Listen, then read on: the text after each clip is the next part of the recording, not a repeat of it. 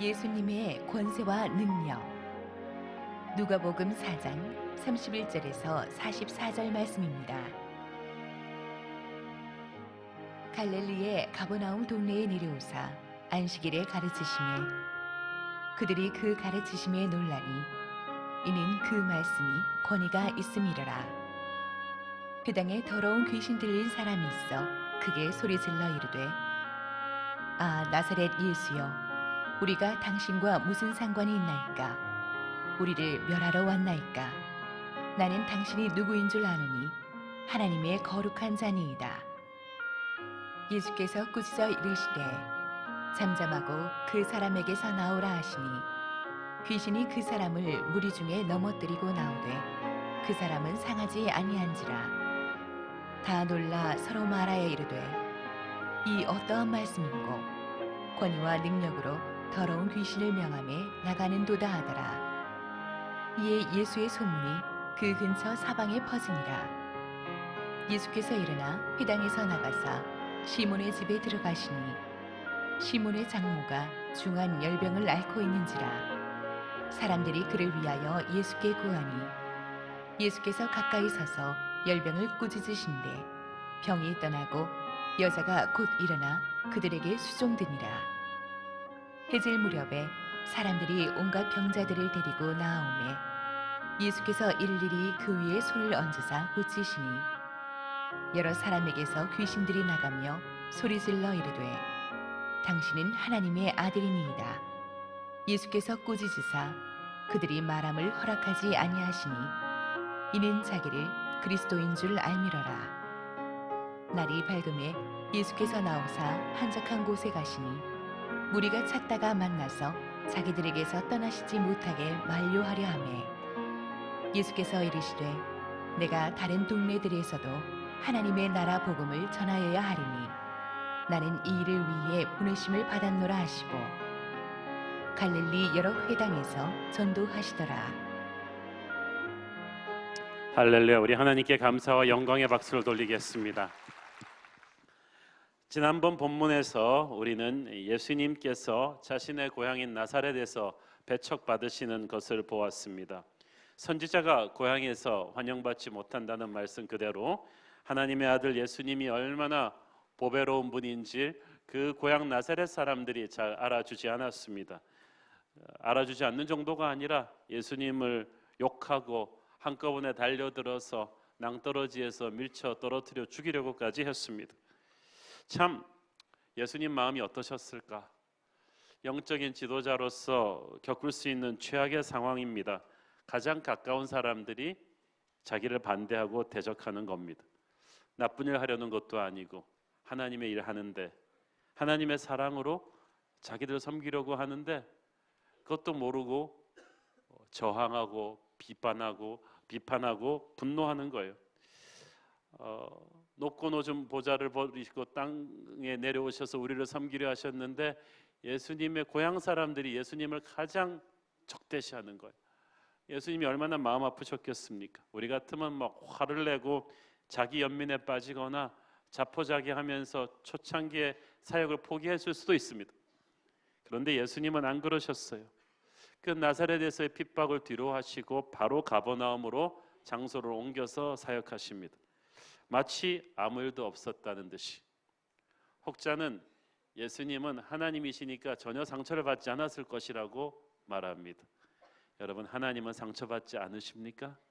인격체이신데 예수님은 인간의 육체를 입고 오셨습니다. 그 말은 예수님도 인간이 느끼는 감정을 다 느끼신다는 거예요. 배신감과 슬픔과 분노를 다 느끼셨습니다. 예수님도 고향 사람 나사렛 사람들의 반대와 핍박에 놀라시고 상처받으셨을 겁니다. 그런데 예수님께서는 그 상처를 붙들고 묵상하지 않으셨습니다. 자기를 반대하는 자들을 반대하지 않으셨어요. 많은 사람들이 문제를 확대 해석하고 돋보기를 가지고 분석하기 시작합니다. 예수님도 그러실 수 있어요. 가만히 있어보자.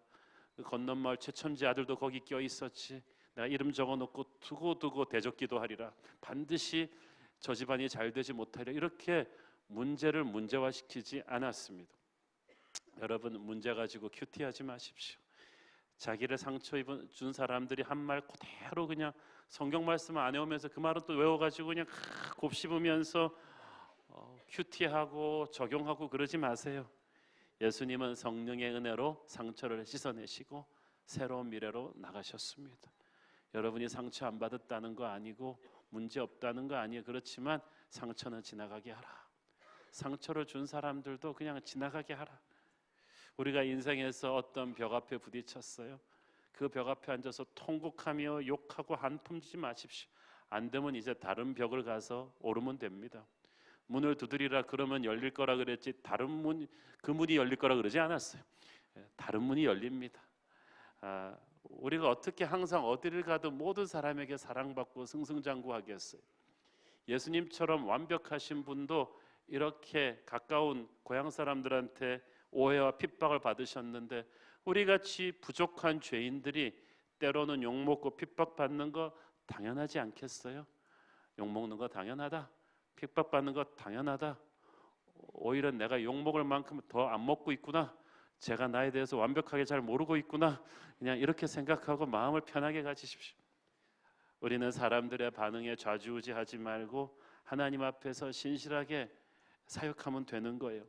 되면 되는 대로, 안 되면 안 되는 대로 하나님의 뜻이 있으니까 결코 슬퍼하거나 노하지 마십시오.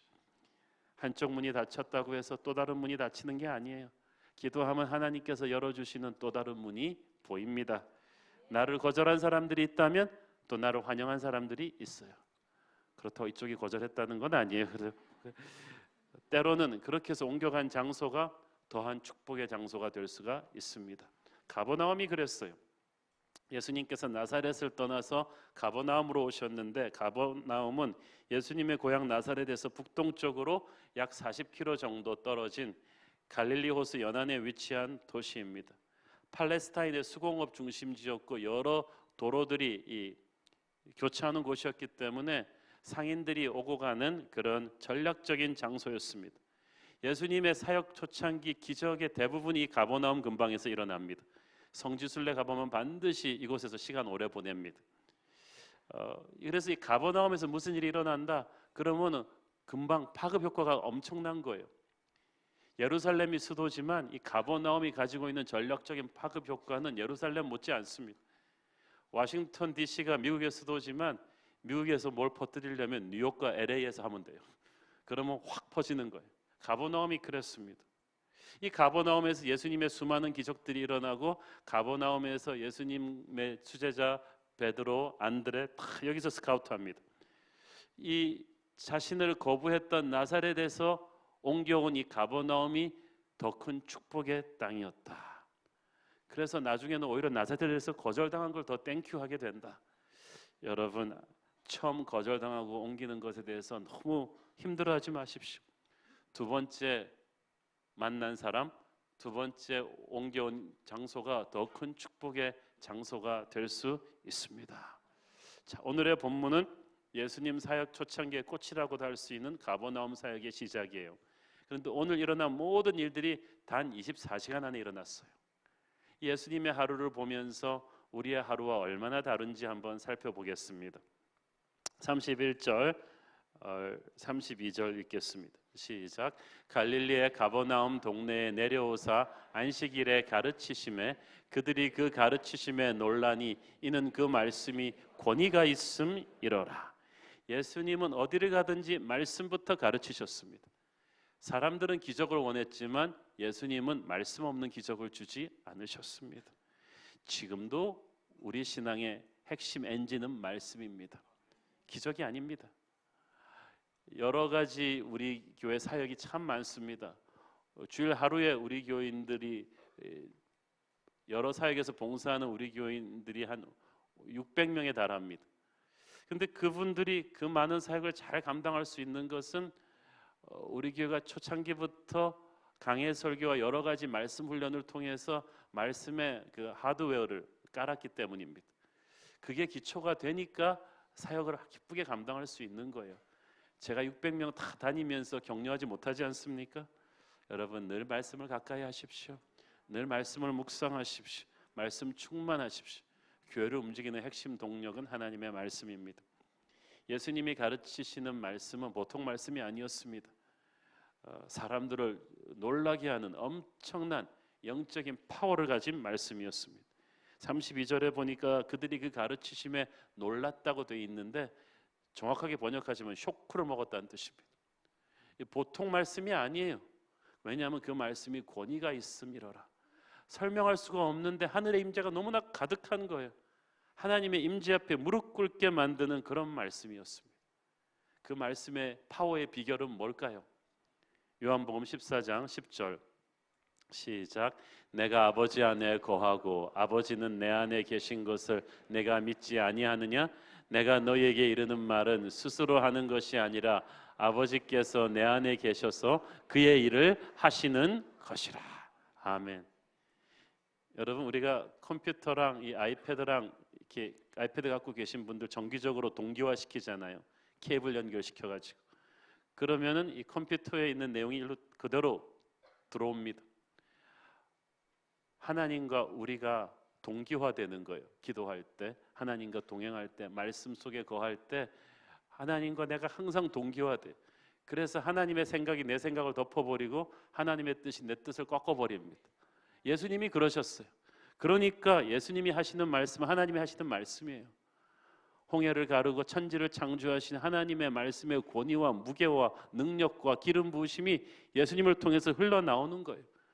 그러니까 그 말씀을 듣고 수많은 무리들이 압도당하고 변하는 것입니다. 여러분도 항상 하나님 아버지와 하나가 되십시오. 말씀과 기도와 예배를 통해서 항상 나의 뜻과 하나님의 뜻이 동기화되는 겁니다.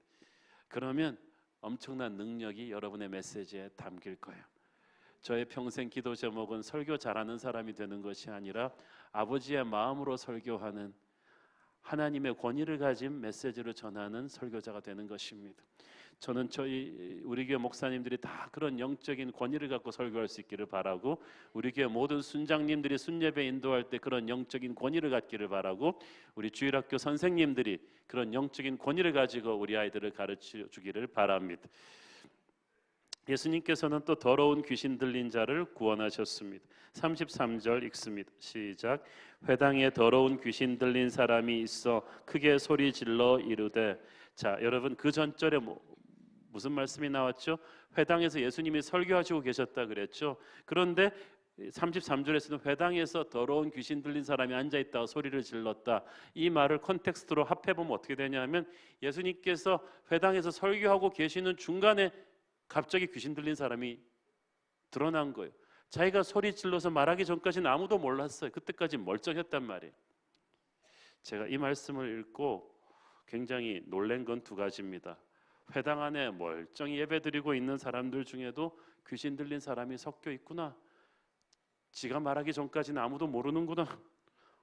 그러면 오늘 이 자리에 앉아 예배드리는 분들 중에도 충분히 가능성이 아주 농후하구나. 이렇게 양복 입고 깔끔한 우리 서울 사람들이 앉아있다 하지만 누가 알겠어요? 귀신도 잘생겼는데. 자, 여러분, 완전히 귀신 들린 사람이 아니라 할지라도 부분적으로 어둠의 권세에게 딱 장악당한 사람들이 있습니다. 아주 인텔리들인데도 컴퓨터 앞에 혼자 앉으면 음란물 접속을 끊지 못하는 남자들이 많습니다. 교회 다니는 사람들 중에도. 음란의 영에게 지배당한 거예요. 그 부분에 있어서. 어떤 사람은 이 도박을 끊지를 못합니다. 교회 다니는데도. 이 어떤 그 어둠의 권세에게 그 부분을 지배당해버린 거예요. 어떤 사람은 이 폭력적인 분노를 주체하지 못합니다. 그래서 교회 다니는데 부부싸움하면 폭언을 퍼붓고 아내를 때리고 하는 사람들이 있습니다. 어떤 그 폭력의 영에게 딱 지배당해버린 거예요. 다 많이 앉아 있어요. 오늘 한 사람도 빠짐없이 귀신이 떠나는 역사가 있기를 바랍니다. 예배가 그걸 드러내는 거예요. 그렇죠? 어떤 분들은 교회 다니면서도 자살을 생각하는 분 있죠. 우울증에 빠지신 분들, 오늘 어둠의 영에게 덮인 그 지역에서 예수께서 자유함을 주실 것입니다. 하나님의 임재가 있으면요, 예수님이 말씀하시고 예수님이 스치시면 마귀가 견디지를 못하고 아무 말도 안 하는데 자기 자신을 드러냅니다. 놀랍지 않아요? 33절에 보니까 예수님께서 설교하고 있는 중간에 귀신이 발악을 합니다. 40절 41절에는 예수님께서 수많은 병자들에게 안수하고 있는 동안에 병 고치고 있는데 괜히 귀신 들린 사람들이 막 소리 지르기 시작합니다. 예수님께서 귀신 쫓으려고 하시지 않았어요. 그냥 예수님이 오시니까 드러난 거예요. 마치 봄이 오면 얼음이 자연스럽게 녹듯이 예수 그리스도의 계절이 오면 어둠이 떠납니다. 빛이 강렬하니까 견디지를 못하는 거예요. 여러분 어렸을 때 개울가에 놀러 갔을 때 이렇게 바위를 툭 차보면은 그 바위 밑에 음습한 그곳에 있던 벌레들이 사방으로 튀는 것을 보잖아요. 예수님의 임재가 그런 것입니다. 그분이 말씀하시고 그분이 나타나시면 귀신들이 그 거룩을 견디지를 못합니다. 예배란 예수님의 임재예요. 말씀을 통해서 찬양을 통해서 살아 역사하는 교회 안에서는요, 이 세상적인 요소들이 침투했다가 금방금방 드러나 버려요. 이단들이 살아있는 교회로 침투합니다만 오래 못 버팁니다. 살아있는 예배에서 다 드러나게 돼 있어요. 하나님을 대적하는 불순한 생각을 가지고 앉아 있으면 예배에서 변하든지 떠나든지 둘 중에 하나예요. 교회 안으로 수많은 악한 세력들이 침투해 들어옵니다. 어둠의 권세에 장악된 사람들이 있지만 이 하나하나 잡아내려면 너무나 어렵습니다. 그러나 살아있는 기도와 예배가 충만하면 어둠의 세력들이 견디지를 못하고 다 튀어나오는 거예요. 오늘 다 튀어나오기를 바랍니다. 다 드러나기를 바랍니다. 예수님의 이름을 높이면 어둠의 권세가 그냥 두두두둑 다 튀어나와요. 그러므로 설교와 예배와 사역은 끊임없는 영적인 전쟁이에요. 하나님의 나라가 임재하는 거예요. 그러면 귀신 쫓는 사역 안 해도 그냥 자연스럽게 드러나게 돼 있는 거예요. 예수님께서는 이런 일이 일어났는데도 패닉하지 않으셨어요. 예수님은 귀신 들린 사람과 대화하거나 얼마나 아팠니 이러면서 힐링하거나 치유하거나 상담하고 설득하지 않았습니다. 예수님은 그냥 선포하셨어요. 꾸짖고 내쫓으셨어요. 여러분도 그러기를 바랍니다. 놀라운 사실은 이 사람을 사로잡고 있던 어둠의 영이 귀신이 예수님을 정확하게 알았다는 사실이에요. 34절 읽습니다. 시작. 이 나사렛 예수여 우리가 당신과 무슨 상관이 있나이까? 우리를 멸하려 왔나이까? 나는 당신이 누구인 줄 아노니 하나님의 거룩한 자니이다. 영어 성경에 보면은 I know who you are. You are the Holy One of God. The Holy One. 절대적인 거룩한 하나님이시군요. 딱 알아봤어요. 어떤 면에서는요, 그 당시 그 바리새인 사두개인들보다 훨씬 나아요. 적어도 이 귀신은 예수님이 누군지를 딱 알아보았어요. 그런데 예수님은 보통 이 성도들이 자신을 알아보고 고백하는 것은 참 기뻐하셨어요. 예를 들어서 베드로가 주는 그릇이듯이요 살아계신 하나님의 아들이나 그럴 때 예수님 너무 감동받으셔가지고 이걸 너희 알게 하시는 하나님이시구나 막 칭찬해 주셨어요. 그렇지만 예수님은 귀신이 예수님을 알아줄 때 굉장히 기분 나빠하셨어요. 좋아하지 않으셨어요. 35절에 그러잖아요. 35절 같이 읽습니다. 시작. 예수께서 꾸짖어 이르시되 잠잠하고 그 사람에게서 나오라 하시니 귀신이 그 사람을 무리 중에 넘어뜨리고 나오되 그 사람은 상하지 아니한지라. 41절에서도 그러셨어요. 귀신 들린 자가 당신은 하나님의 아들입니다 라고 소리 지르니까 예수님은 꾸짖고 더 이상 말하는 걸 허락지 않으셨습니다. 예수님은 귀신의 고백을 싫어하십니다. 예수님은 여러분이 귀신 말 듣는 것도 싫어하세요. 예수님에 대해서 말하는 거 싫어하십니다. 왜냐하면 귀신의 고백은 믿는 자의 고백이 아니라 멸망되기로 작정된 자의 거짓된 비명이기 때문입니다. 한국 전쟁 때 북한군 병사랑 국군 병사랑 같이 낙오돼서 걸어가다가 국군 대부대를 딱 만났습니다. 순간에 둘 다 국군이다. 그런데 표정과 어투가 확 달라요. 국군 병사는 국군이다 살았다. 북한군 병사는 국군이다 죽었다. 이거 딱 되는 두 개가 딱 갈려요. 하나님의 자녀가 주님이시다 그럴 때는 이제 살았다. 마귀가 주님이시다 그럴 때 이제 죽었구나 이거예요. 왜냐하면 귀신은 예수님이 이 땅에 오신 목적을 정확하게 알고 있어요. 다른 모든 제자들과 사람들이 끝까지 몰랐던 목적을 알고 있었어요. 예수님은 단순히 우리에게 밥 먹여주려 병 치료하려 오신 게 아니에요. 예수님의 절대적인 사명을 귀신은 알고 있었어요. 요한일서 3장 8절 시작. 죄를 짓는 자는 마귀에게 속하나니 마귀는 처음부터 범죄함이라. 하나님의 아들이 나타나신 것은 마귀의 일을 멸하려 하십니다. 예수님은 전쟁하러 오셨어요. 그가 나타났다는 것은 어둠의 군대에 대한 죽음입니다. 마지막 하늘의 카운터 펀치예요. 끝나는 거예요. 이제 그분이 나타나시면 그 싸움은 진짜입니다. 메이웨더와 파키오처럼 소문난 잔치, 먹을 것 없는 그런 흐리멍텅한 싸움이 아니에요. 주님이 나타나시면 마귀에게는 최악의 상황이에요. 어둠의 군대가 끝장이 나는, 그래서 우리를 영원의 죽음에서 구원하시는 예수님의 사명을 마귀는 알고 있었어요. 그래서 비명을 지른 거예요. 예수님께서는 더러운 귀신을 내쫓으시고 사람을 구원하셨습니다. 마귀가 나오니까 그 사람은 상하지 않았다는 이 말을 잘 보세요. 예수님은 귀신과 귀신 들린 자를 구별하셨어요. 귀신은 영이에요. 그래서 귀신이 떠나면 그 육체는 건강해지는 거예요. 하나님의 말씀은 예리한 검입니다. 우리 안에도요, 부분적으로 이 어둠의 권세가 들어와서 혼재되어 있는데, 세상과 영적인 존재가 혼재되어 있는데 말씀의 검이 이걸 딱 분리시킵니다. 오늘 말씀의 검이 여러분 안에 레마로 딱 떨어지는 그 순간에 여러분의 인생 어떤 부분을 장악하고 있던 귀신이 떠날 줄을 믿습니다.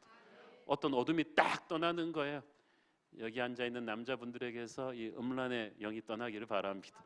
폭력의 영이 떠나기를 바랍니다. 욕심의 마음이 떠나기를 바랍니다. 분열의 영이 떠나기를 바랍니다. 혀가 통제가 안 되는 분들, 항상 남을 비판하고 공격하는 분들, 그것도 어둠의 권세가 여러분의 입술을 장악해서 그래요. 오늘 여러분의 입술에서 어둠의 권세가 떠나고 예수님께서 여러분의 입술에 기름 붓기를 바랍니다. 하늘의 언어가 임하기를 바랍니다. 늘 우울증에 걸려서 밤에 잠을 못 자고 죽음을 생각하는 분들, 그거 누가 그렇게 만들겠어요? 그 우울하게 하고 죽음을 생각하게 하고 있는 어둠의 권세가 오늘 떠나기를 바랍니다. 예수님이 말씀하시면 그런 기적이 일어나요. 설교 시간은 그런 시간이에요. 예배 시간은 그런 시간이에요. 주님께서 어떠한 어둠의 권세도 내쫓으십니다. 하나님께서는 우리가 어둠의 권세에게 우리 인생에 부분적으로라도 장악당하고 있는 걸 원치 않으세요. 오늘 여러분 모두에게 자유함이 있기를 바랍니다. 예수님께서 시몬의 장모를 또 고치셨습니다. 38절 읽습니다. 시작. 그래서 일어나 회당에서 나가사 시몬의 집에 들어가시니 시몬의 장모가 중한 열병을 앓고 있는지라 사람들이 그를 위하여 예수께 구하니. 자 보세요. 가버나움이 예수님의 본격적인 첫 사역지인데 거기서 치유하는 첫 번째 병자가 시몬 베드로의 장모다. 성경은 첫 열매의 중요성을 강조합니다. 누가가 이 첫 번째 치유받는 병자의 이름을 언급하고 시몬 베드로의 장모라고 언급한 이유는 뭘까요? 우리의 인생은 씨줄과 날줄처럼 얽혀 있어요. 한국에서는 두 다리만 건너면 서로 다 안다 그러죠. 영적인 세계에서도 마찬가지입니다. 누가 알았겠습니까? 이 장모로부터 시작된 이 축복의 물결이 사위 베드로에게 흘러들어오고 그 가문이 초대교회의 영적인 지도자 가문이 되고 2000년 동안 가장 명예로운 기독교 가문 중에 하나입니다. 갈릴리 배치 집안이에요. 시몬 베드로가. 하루하루가 여러분 축복이에요. 여러분을 통해서 여러분 가문이 베드로 가문처럼 복받기를 바랍니다. 예수님께서 이 시몬 베드로의 장모 집에 왜 가셨을까요? 누군가가 요청했기 때문이겠죠. 38절에 보니까 사람들이 그를 위하여 예수께 구하니라고 되어 있죠. 마가복음에 보면 예수님께서는 야고보와 요한과 함께 그 집에 들어갔다고 되어 있습니다. 그 말은 종합해 보면 그들이 예수님을 친구 베드로의 장모를 낫게 하려고 모시고 갔다는 거예요. 우리는 고통 중에 있는 사람을 예수님께 데려가야 합니다. 이제는 우리가 육체의 예수님이 안 계시기 때문에 실질적으로 그렇게 모시고 갈 수는 없지만 영으로 고통받고 있는 영혼을 주님 앞으로 데려다 놓을 수 있습니다. 이게 바로 중보기도입니다. 우리가 어떤 사람들의 아픔을 놓고 그의 이름을 부르면서 예수 이름으로 기도할 때 우리는 지존하신 주님의 임재 앞으로 그분을 갖다 놓는 것입니다. 하늘의 보좌 앞으로 갖다 놓는 것입니다. 그러면 주님께서 우리가 기도하는 그 순간에 우리가 중보하는 그 사람의 상황에 즉각적으로 개입하십니다. 우리가 그런 영적인 브릿지가 되는 거예요. 여러분은 얼마나 많은 사람들을 위해서 중보기도 하십니까? 얼마나 많은 사람들을 위한 영적인 브릿지가 되어주고 계십니까? 우리 힘으로는 그 사람을 도울 수가 없지만 우리가 그를 위해 기도하면 예수님께서 개입하시고 예수의 보혈이 그를 덮습니다. 그를 지킵니다. 하나님의 은혜가 그에게 임하면서 기적이 일어날 거예요.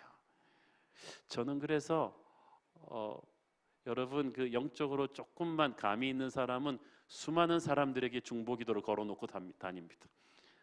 날마다 고맙다 그러고 기도해달라 그러고 기도 제목 나누고 응답되면 감사하다 하고 수백 명이 저를 위해서 중보기도 해주고 있습니다. 제가 잘 챙기거든요. 여러분도 중보기도 해주는 사람들을 잘 챙기세요. 기도해달라 그러세요. 제가 담임 목사지만 부목사님들한테도 안수기도 받고요, 장로님들한테도 받고 예수 처음 믿는 사람들한테도 기도받고 누군가가 여러분을 위해서 중보해 주는 게 정말 중요합니다. 하나님께서 그 기도를 다 응답하시거든요. 자, 39절 보세요. 시작. 예수께서 가까이 서서 열병을 꾸짖으신데 병이 떠나고 여자가 곧 일어나 그들에게 수종드니라. 저는 예수님께서 가까이 서셨다는 말이 너무나 좋습니다. 열병을 앓고 있는 사람, 병자에게 가까이 서는 거 쉽지 않습니다. 주님께서는 우리에게 가까이 오시는 분인 줄 믿습니다. 높고 높으신 주님께서 낮고 천한 우리에게 가까이 오십니다. 병든 우리가 기도할 때 가까이 오십니다. 멀리 계시지 않고 지금도 우리 가까운 곳에서 우리의 작은 신음도 듣고 계시는 분인 줄을 믿습니다. 주님의 등장은 문제의 퇴장을 의미합니다. 주님이 가까이 오셔서 열병을 꾸짖으시니까 병이 떠났다 이렇게 돼 있어요. 자, 여러분 누가복음을 기록한 누가 직업이 뭐예요? 의사예요. 의사라면 누가는 이렇게 기록해야 되지 않아요? 예수님께서 병을 고치셨다. 이게 의사답죠. 이게 배운 사람같이 이렇게 무식하게 열병을 꾸짖으시니 병이 떠났다. 이건 베드로가 기록할 말이지 인텔리 누가가 기록할 말이 아닌 것 같죠. 여기에 비밀이 있는 거예요. 의사 누가가 이 말을 어떻게 기록했을까? 누가가 보기에 누가는 그 자리에 없었지만 들은 모든 정황을 볼 때 이 병은 사람이 고칠 수 있는 병이 아니었어요. 사람이 고칠 수 있는 병이라면은 고칠 수 있었겠죠. 그런데 예수님은 병을 고치는 의사가 아니라 전능하신 하나님이셨어요. 병을 다스리는 권세를 가지신 분이십니다. 물론 병원이나 약이 중요하지 않다는 게 아니에요. 그렇지만 어떤 경우는 의사가 손들어 버린 병도 주님의 권세로 고치십니다. 제가 아는 제가 목사 되는데 크게 기여했던 미국의 한 대학 교수님은 30년 전에 의사가 분명히 6개월 안에 죽는다고 몇 군데 의사가들이 코테이션을 그렇게 해줬는데 기도해서 살아났어요. 남은 생애를 젊은이 선교에 쓰겠다고 서원 기도해서 살아나서 지금도 저보다 건강하게 살아 계십니다. 복음 전하면서 계세요.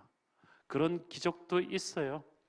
주님께서는 병을 다스리시는 권세자로서 꾸짖어 떠나게 하셨다. 누가는 그걸 강조하고 싶었어요. 주님이 병을 꾸짖으시니까 병이 떠났어요. 여러분에게도 그런 기적이 일어나기를 바랍니다. 자, 한 가지 특이한 사실은 이 병고침을 받은 여인이 바로 일어나서 저희에게 수종 들었다. She began to wait on them. 그러니까 갑자기 병자가 일어나서 치유받고 일어난 다음에 투tum투tum 옷 갈아입더니 간호사가 된 거예요. 그 자리에서. 뭘 원하시냐? 여러분 누가 사역을 합니까? 기적을 체험한 사람이 사역하는 거예요. 누가 하나님의 일을 합니까? 예배에서 은혜 받은 사람이 하는 거예요. 그래서 예배와 사역이 연결되어 있어요. 자기가 기적을 체험했는데 예수님이 내게 말씀하셨는데 예배를 뜨겁게 체험한 사람이 사역하면 시키지 않아도 해요. 지치지 않고 해요. 저는 우리 새로운 교회 사역자들이 모두 예배를 통해서 은혜 받은 사람들이기를 바랍니다. 은혜가 없으면 사역도 없어요. 사역이 없다는 것은 은혜가 없었다는 걸 뜻하죠. 저는 여러분이 베드로의 장모처럼 기적을 체험하고 사역하는 사람이기를 바랍니다. 예수님께서는 자신을 찾는 많은 병자들을 고쳐주셨습니다. 40절 읽습니다. 시작. 해질 무렵에 사람들이 온갖 병자들을 데리고 나오매 예수께서 일일이 그 위에 손을 얹으사 고치시니 온갖 병자들이 다 나왔지만 예수님은 상관없고 다 고쳐주셨어요. 인간들은 가면은 과에 따라서 나눠요. 아, 이거는 비뇨기과 가시고, 이건 내과 가시고, 소아과 가시고. 짜증나 죽겠어요. 자기들이 알아서 해주지. 그냥 다 과를 나눠서. 예수님은 과가 필요 없어요. 문제는 여러 가지라도 해답은 오직 예수 그리스도. 주님께로 가면 다 해결을 하십니다. 그리고 주님께서는 우리를 귀찮아하지 않으십니다. 지금 이 40절을 보니까 해질 무렵이었다고 했어요. 퇴근 시간이에요. 다 가서 쉬고 밥 먹어야 될 때인데 예수님께서는 자기를 찾아 몰려오는 수많은 무리들을 한 명도 거절하지 않으셨습니다. 이스라엘을 지키시는 자는 졸지도 주무시지도 아니하시고 결코 지치지 않으실 것입니다. 여러분을 다 감당하실 수 있으십니다. 어떤 분은 하나님 바쁘신데 나까지 하나님 귀찮게 해드릴 거 없다. 그리고 친절하게 기도를 안 하는 분이 있어요. 기도하세요. 하나님은 능히 우리 모두의 문제를 다 책임지십니다. 주님께서 일일이 그 위에 손을 얹어서 고치셨다. 저는 이 말이 너무나 좋습니다. 수많은 사람들이 오니까 효율성 차원에서 어떻게 하는 게 좋겠어요? 자, 여러분 전부 다 아픈 부위에 손을 얹으세요. 치유를 받을지어다. 이래도 나을까요, 안 나을까요? 낫죠. 그런데 예수께서는 그러지 않으셨어요. 일일이 손을 얹으면서 고쳐주셨습니다. 그것은 그들의 몸의 병과 함께 마음의 병을 고쳐준 거예요. 그들에게 사랑을 준 거예요. 영을 구원하신 거예요. 오늘도 주님은 우리에게 일일이 관심을 갖고 계십니다. 인간들은 사람이 많아지면 집단으로 다루지만 예수님은 일일이 케어하십니다. 한 사람 한 사람 챙기십니다. 저희 교회가 아무리 숫자가 많아져도 성도 한 사람 한 사람을 소중히 여기는 예수님의 마음을 잃지 않게 해달라고 저는 날마다 기도합니다. 그게 진짜 교회죠. 그 많은 사람들을 어떻게 이렇게 많이 치유하실 수 있었을까? 이거는 사람 힘으로 감당할 수 있는 사역이 아닙니다. 사역 로드가 너무 많아요. 사도행전 10장 38절 시작. 하나님이 나사렛 예수에게 성령과 능력을 기름 붓듯 하셨음에 그가 두루 다니시며 선한 일을 행하시고 마귀에게 눌린 모든 사람을 고치셨으니 이는 하나님이 함께 하셨음이라. 아멘. 하나님께서 성령과 능력을 기름 붓듯 하시니까 엄청난 사역을 너끈하게 감당하는 거예요. 이게 영적인 비밀입니다. 지난주에 말씀드렸죠. 여러분의 능력만큼 사역하겠다 그러지 마세요. 그러면 항상 그 수준에 머무게 돼요. 하나님이 원하시는 것만큼 순종하겠습니다 하면 없는 능력을 하나님께서 기름 붓듯 부어주실 것입니다. 기적을 부어주실 거예요. 하나님께서 저와 여러분에게 성령과 능력을 기름 붓듯 부어주기를 축원합니다. 그래서 하나님의 임재가 우리의 사역 속에서 막 드러나야겠어요. 그렇지만 또 예수님께서 중요한 삶의 우선순위를 붙잡으시죠. 42절 읽습니다. 시작. 날이 밝음에 예수께서 나오사 한적한 곳에 가시니 무리가 찾다가 만나서 자기들에게서 떠나시지 못하게 만류하려 하며. 자, 보세요. 날이 밝음에 이 말은 새벽녘에란 뜻입니다. 그 전날 밤늦게까지 이렇게 몸이 파김치가 되도록 사역하신 주님께서 새벽에 벌떡 깨셔서 한적한 곳 조용한 곳에 가셔서 기도하셨습니다. 복음서 곳곳에 이 말이 나옵니다. 아무리 바빠도 아무리 전날 스케줄이 많아도 예수님의 이 새벽 기도는 타협이 없었어요. 여러분 인생에서 타협이 없는 뭔가 하나가 있어야 돼요. 그게 바로 아버지와의 교제입니다. 여러분 인생에서 이건 타협하지 않고 지키기를 바랍니다. 제가 일주일에 하루 반은 암만 바빠도 딱 기도하고 말씀 묵상하고 하나님과 교제하는 시간을 딱 잡아놓습니다. 교회가 부흥하면 할수록 이건 타협하지 않습니다. 그게 이 새로운 교회를, 이 설교에, 이 영성에, 이 새로운 교회를 붙들고 가는 저는 힘이라고 믿습니다. 저는 우리 새로운 교회 모든 장로님들, 순장님들, 교역자들이 하나님과 보내는 이 조용한 시간을 결코 타협하지 않기를 바랍니다. 이 기도의 시간이에요. 사실 우리 중에 기도가 필요 없는, 가장 필요 없는 분이 예수님이에요. 그 능력과 그 권위와 그 재능에 무슨 기도가 더 필요하겠습니까마는 그 예수님이 가장 많이 기도하셨어요. 아무리 바빠도 가장 프레시한 시간에, 가장 깨어 있는 시간에 가장 불같은 열정으로 기도하셨습니다. 그러면서 예수님은 우리에게 알려주시는 거예요. 기도가 최우선 순위가 되어야 된다는 것을. 다들 기도가 중요한 건 안 돼요. 그렇지만 바빠서 못 하겠대요. 여러분이 기도할 시간이 없을 만큼 바쁘면 여러분 너무 바쁜 거예요. 가지치기 하십시오. 일단 제가 알려드리면 스마트폰 보는 시간부터 반만 딱 잘라버리세요. 하루에 1시간은 나옵니다. 기도하는 시간이. 기도해야 될 때 기도해 놓지 않으면 인생의 위기가 터지면 여러분은 싱크홀처럼 무너지게 될 것입니다. 아무리 성경 지식이 많고 아무리 교회를 오래 다녔어도 기도하지 않는 사람에게는 능력이 없어요. 성경의 그 많은 약속들과 기적들과 축복들이 머릿속에 컨셉트로만 돌 뿐이지 실제 삶에서 현실로 폭발하지 않아요. 기도하지 않아서 그렇지. 하나님께서는 치유하시고 능력 주십니다. 기도를 통해서 능력 주십니다. 기도를 통해서 축복하십니다. 기도를 통해서 치유하십니다. 자신의 기도가 아니면 남의 기도를 받아서라도 하나님께서 역사하십니다. 여러분이 아무리 능력이 없고 연약해도 기도하고 있는 한 성령의 역사는 계속될 것입니다. 여러분이 아무리 잘났어도 기도를 멈추는 그 순간부터 성령이 스톱될 거예요. 얼어붙을 거예요.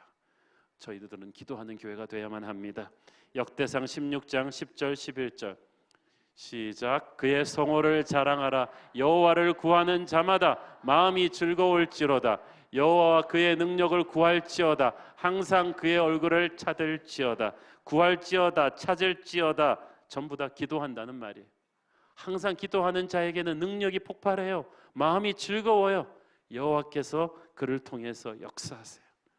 사랑하는 여러분, 예수님을 본받기 원하십니까? 기도해야 됩니다. 10분 기도함으로써 여러분이 10년 또 쫓아다녀도 안 될 일을 하나님은 하십니다. 기도하면 능력이 채워질 뿐 아니라 마음에서 도끼가 빠집니다. 두려움과 미움과 슬픔이 사라지고 담대함과 평화와 사랑이 우리를 사로잡을 것입니다. 우리는 기도할 때 하나님의 새 힘을 받고 일어납니다. 기도할 때 우리 영혼이 건강해지고 영이 건강해야 하나님의 사역을 평생 감당할 줄로 믿습니다. 그런데 주님의 그 기도하는 시간마저도 사람들이 가만두지 못하고 쫓아왔어요. 이 나사렛의 군중들과 정반대로 이 가버나움의 군중들은 예수님을 독점하려고 했습니다. 예수님이 너무 좋대요. 그래서 나사렛에서의 위기는 예수님의 안티 부대, 예수님을 향한 핍박과 공격이었어요. 그때 예수님의 위기는 좌절하고 실망하고 낙심하는 것이었다면 이 가버나움에서는 정반대야. 주님이 너무 좋다는 거예요. 떠나지 말라는 거예요. 우리가 사택 드리고 건물 지어 드리고 월급 잘 드릴 테니까 가버나움 교회 담임 목사하고 계시라는 것입니다. 예수님은 여기서 오버하지 않으셨다는 거예요. 43절 44절 읽습니다. 시작. 예수께서 이르시되 내가 다른 동네들에서도 하나님의 나라 복음을 전하여야 하리니 나는 이 일을 위해 보내심을 받았노라 하시고 갈릴리 여러 회당에서 전도하시더라. 여러분, 예수님을 독점하려는 이 영적 이기주의에서 벗어나야만 됩니다. 사람들이 좋으면은 다 자기가 킵하고 싶어요. 그래서 우리끼리 교회가 가장 경계해야 되는 말이 이 가족 같은 분위기를 깨지 말자. 대형교회 싫다. 우리끼리 가족 같은, 우리가 가족같이 지내라고 친교 클럽 만들라고 교회 주신 거 아니에요. 그러니까 새 가족 오는 거 막 싫어합니다. 주차도 복잡해 죽겠는데 왜 옆에 교회도 있는데 우리 교회만 오는 거야. 새 가족 때문에 분순해야 되잖아. 분순하기가 싫어서 막 난리가 납니다. 우리가 해외 선교원금 보내자고 하면 그럽니다. 한국에도 아직 예수 안 믿는 불쌍한 사람 많은데 왜 해외로 보내냐고. 선교사 좋은 목사님 파송하자 그러면은 좀 이상한 목사님 보내지 왜 이렇게 좋은 목사님 보내냐고. 예수님을 자꾸 킵하겠다는 거예요. 그러나 주님은 우리만의 주님이 아니라 열방의 주님이십니다.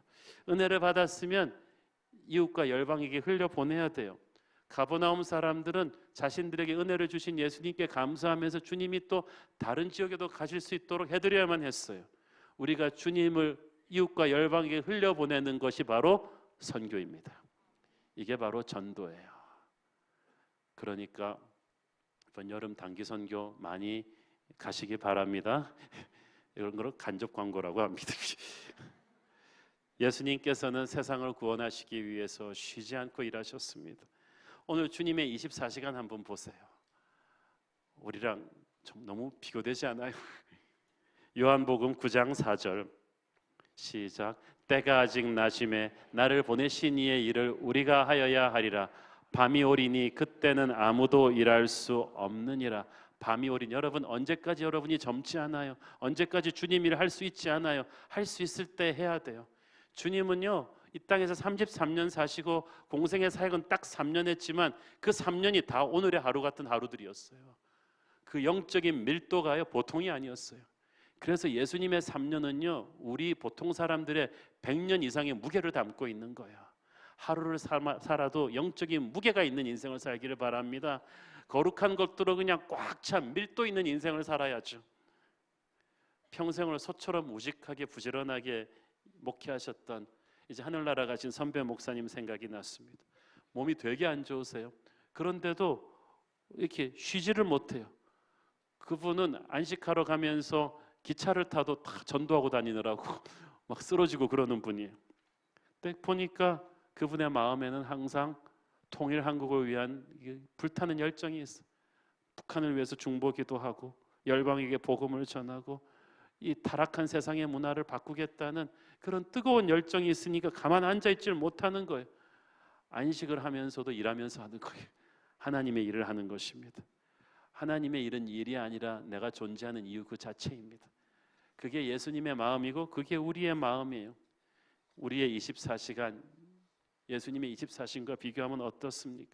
사람이 자신의 시간을 어떻게 쓰는가를 보면 그 사람의 가치관을 알아요. 비전을 알아요. 교회 역사가 오래된 거 자랑하는 교회들 부끄러워해야 돼요. 단 몇 년이 아니라도 우리는 하나님을 위해서 엄청난 일을 할 수가 있어요. 주님의 24시간 안에는 말씀이 있고 기적이 있고 영적인 권세가 있고 치유가 있고 기도가 있었습니다. 거룩한 콘텐츠로 꽉 차 있으니까 죄가 들어올 틈이 없어요. 마귀가 들어올 틈이 없어요. 저와 여러분의 하루도 그렇기를 바랍니다. 지금도 주님은 세상 모든 육체가 구원을 얻기까지 쉬지 않고 일하십니다. 그 주님의 손과 발이 될 교회를 성도를 찾고 계십니다. 저와 여러분이 그 주님의 손과 발이 되기를 바랍니다. 우리는 닳아서 없어질지언정 침상에서 편히 죽는 그런 사람들이 돼서는 안 돼요. 주님의 나라를 위해서 통일 한국의 시대를 바라보면서 선교를 위해서 전도를 위해서 하나님의 나라 확장을 위해서 세상 속으로 열방 속으로 미래 속으로 뚫고 가는 그런 예수님의 일꾼 되기를 축원합니다. 기도하겠습니다. 사랑하는 아버지 은혜를 감사합니다. 매일매일을 너무 아무 생각 없이 건성건성 살았던 우리의 하루를 회개합니다. 예수님처럼 기도하며 살리며 말씀 전파하며 그렇게 살게 하옵소서. 예수님의 이름으로 기도했습니다. 아멘.